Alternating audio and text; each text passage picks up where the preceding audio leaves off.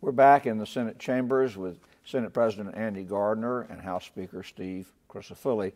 Mr. President, another item in the Work Plan 2015 has to do with economic independence for people with unique abilities.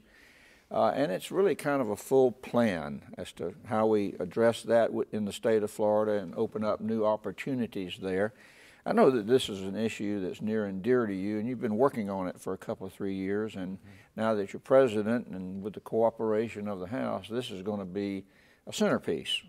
Describe what the essence is you're trying to achieve. Well, number one, we're very grateful to the House and to the Speaker. It was not a tough sell to do this, and to your point, when John Thrasher was here, Senator Thrasher, now President Thrasher, we kind of had a vision of sort of a four-stage process.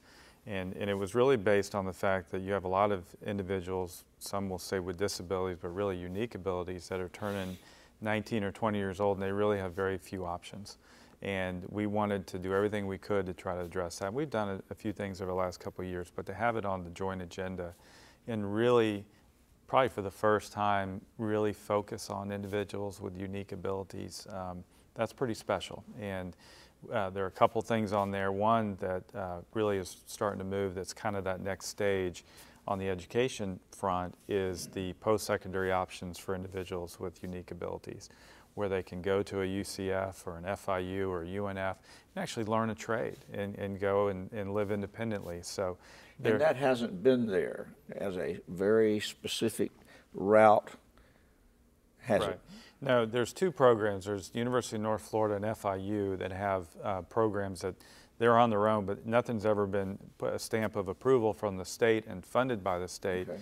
And it's all part of, for me, and the Speaker's been so gracious on this, whenever a family is put on that journey, whether it's at birth or a child is diagnosed later, the parent has 20 or 30 options for their child.